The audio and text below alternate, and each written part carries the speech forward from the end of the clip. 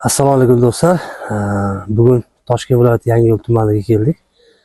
Albatta videoni oxirigacha ko'ring. Ko'pchilik bizdan arzon hovli ko'rsating, mol-hol boqishga sharoiti zo'r bo'lsin deyshadi. Hozir biz Toshkent viloyati Yangiyo'l tumani Samarqand mahallasi mashhur ko'chasidagi bitta xonadonga keldik. Uyimizda yer maydon 10 sotik.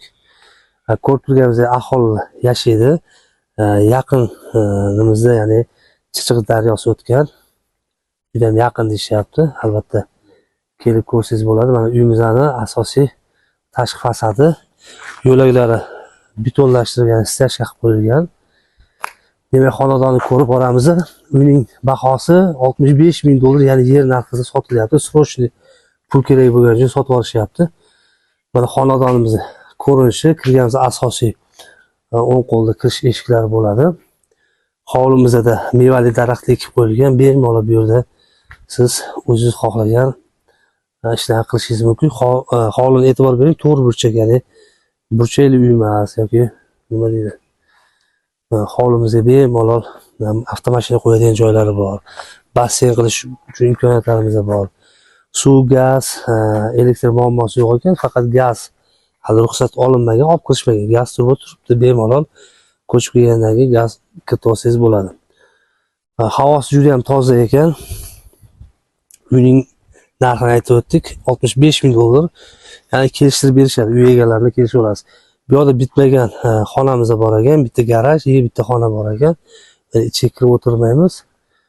Mana shu yarim holatda bitgan uyimizda. Asosiy eshik rom, derazalar patolog ishlari qolgan va rang berib qo'ysangiz bo'ldi. Uning asosi xom g'ishtdan bo'lgan ekan, ma'lum o'rnida aytib o'tyapman.